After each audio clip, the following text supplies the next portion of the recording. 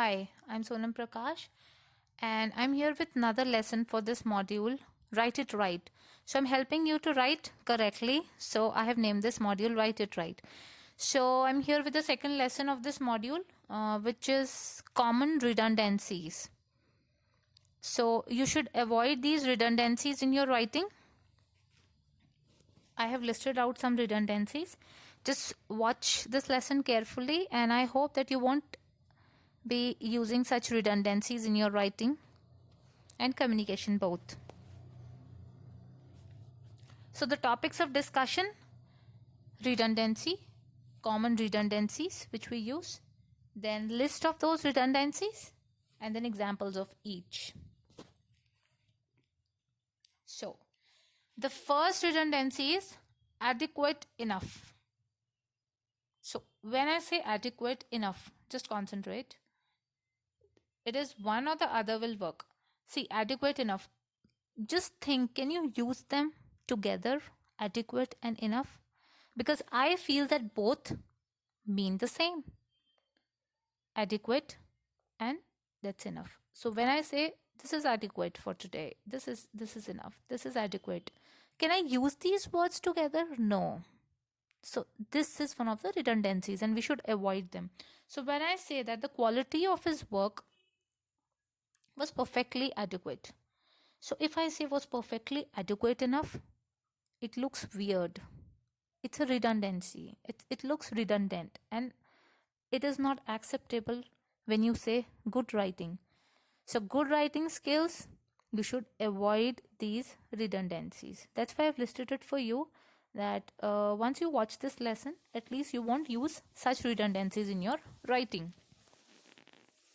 Now the second redundancy, close proximity. So when I use them together, both mean the same. So I am being redundant. I am using the same meaning again and again together, which is not acceptable.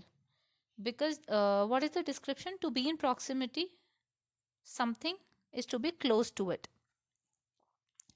So both mean the same. So how you're going to use it? Mexico is a popular vacation spot because of its proximity to California.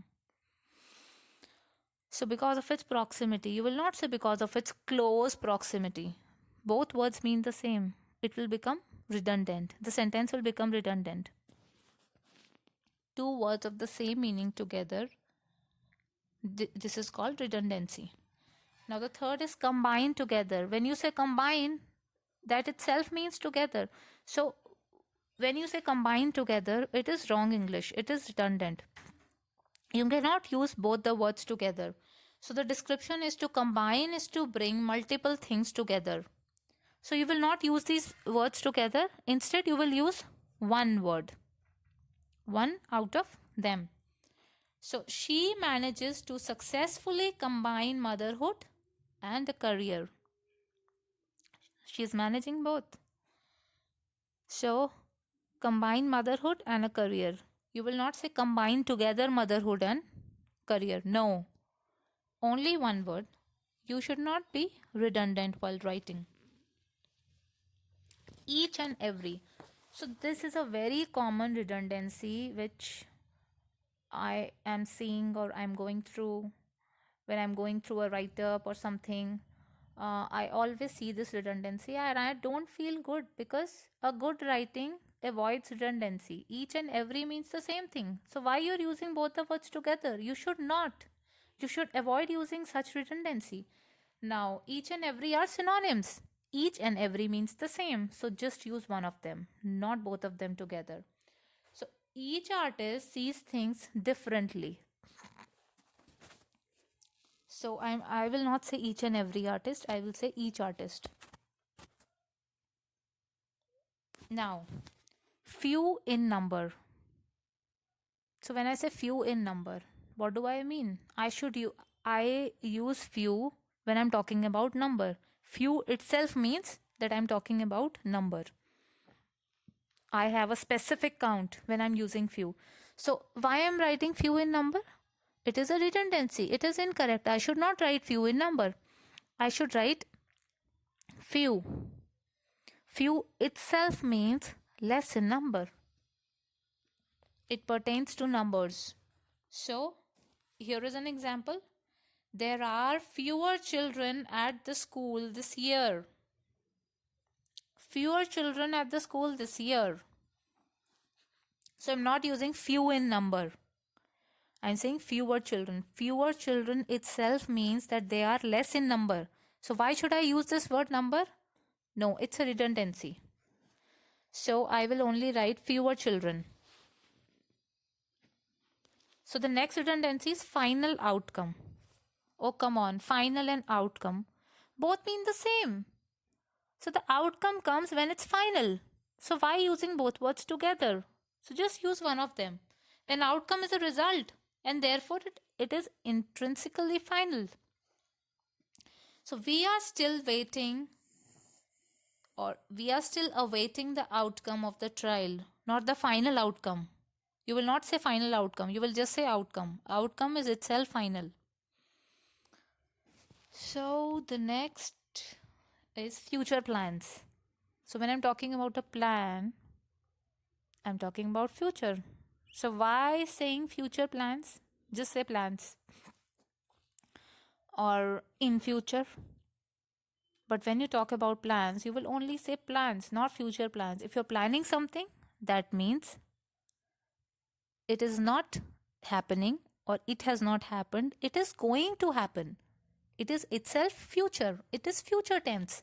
So, why to use these two words together? Future plans. It is a redundancy. Avoid this redundancy. Just take an example. What are your plans after graduation? I will not ask him what are your future plans after graduation. No, it's a redundancy. Plans are always in future. Plans are not happening. If you're planning something, that means it is going to happen and it is pertaining to future. Don't use these two words together. So, the next time you're writing something, you will not say future plans. You will only talk about plans. Interact with each other. See, if I'm using the word interact, it obviously means that there are more than two parties who are interacting with each other. Then why to use these three words with each other? Interacting means with each other. So, let's take an example. It is interesting to meet at gatherings and interact, not interacting with each other. Interact itself means that we are talking to each other or discussing with each other. So, just say interact. Reason is because. This is a complete redundancy. So, when you are saying because, it itself means that you are telling about a reason. I'm not going to school today because I'm unwell. The reason is because I am unwell. No, it's a redundancy. You should not use the reason is because. You will only say because the reason is contained in the definition of because itself.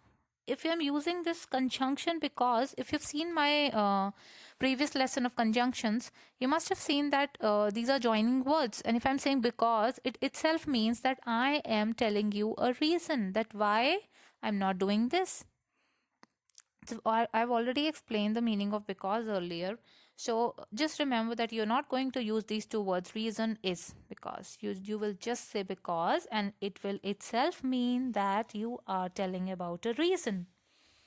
So I cannot give you the report for the simple reason that it is not yet finished. Simple reason. Or just say simple reason that it is not yet finished. If you're not using because, then you say simple reason. But if you're using because, then you're not going to use this word reason. Revert back. Go back or revert is sufficient. So they ignored her words by reverting to the former subject. I have seen people writing reverting back. No, revert itself means back, going back. Then why are you using these two words together? Why to use revert back? You will only use revert. Don't write back.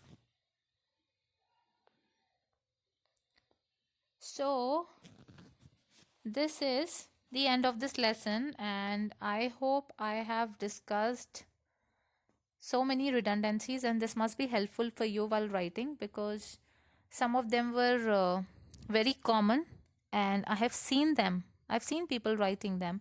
So just avoid these redundancies and improve your writing and be a good writer. So I hope this lesson was helpful for you. Thanks for watching it. I have more lessons for this module. Thank you.